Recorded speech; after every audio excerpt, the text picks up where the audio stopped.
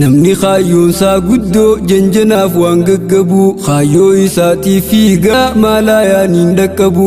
badiidhaafif qopheessee gabaa sharrii hin dhaabu jaalannaan fuudhee galaa haraamii fi jandiibu sodaa rakkoo jiruutiif lubbuu isaan sossobu sodaa rakkoo jiruutiif lubbuu isaan sossobu fuudha deessaa deddeemee ajnabiyyaan qaqqabu.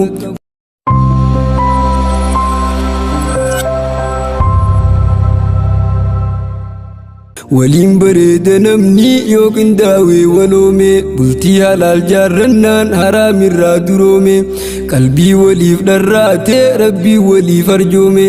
bagatti geessan awwal keenyaaf gannoota shoome gammadaa janna wajjiin hawwiin keeysan dhugoome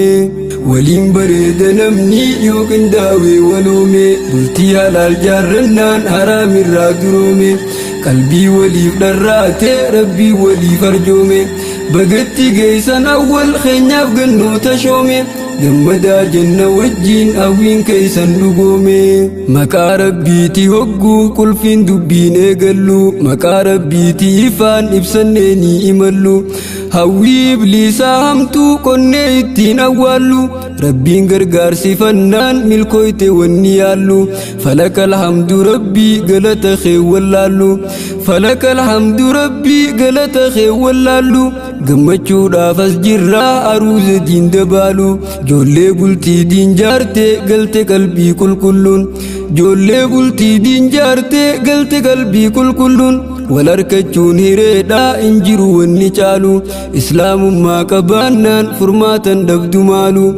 islaamummaa qabaannaan furmaatan dhabdu maalu islaamummaan faayamtee tanaaf hiraarin dhaalu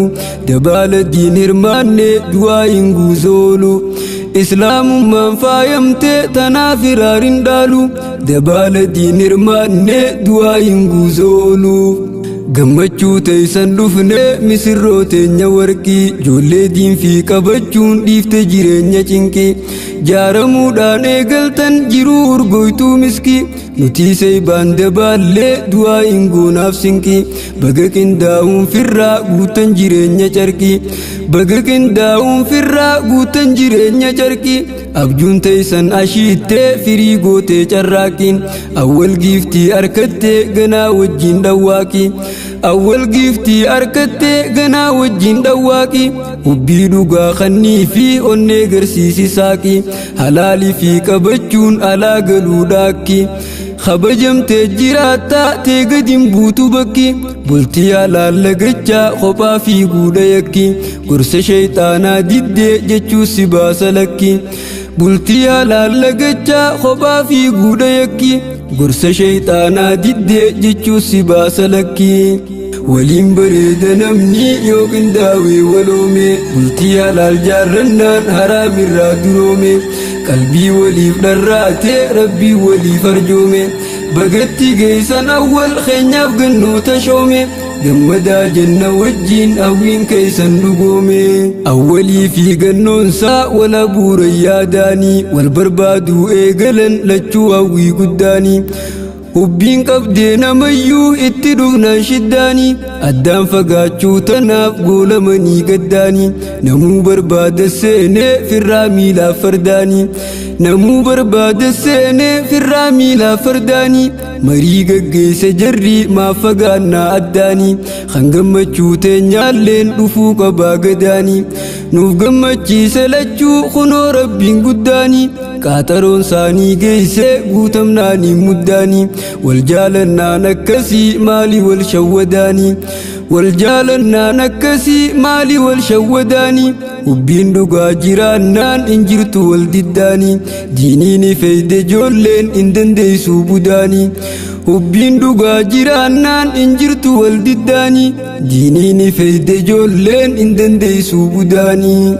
yaa gannoo teenya qaalii meenurraa fudhu dhaamsaa rabbii fileesiif laatee gurbaa gaarii gameeysa jabeeffadhu kunuunsi gaarii harkatte dhiirsa rabbii siif laate hubbii teekaa'ee qalbii keeysa jecha gaarii bareedaa jiini jajjabeeysa jecha gaarii bareedaa jiini jajjabeeysa haala toluun jabaadhu guutii fi waan fadhiisa firraa eegii fageessi waan isa dallansiisa firraa eegii fageessi waan isa dallansiisa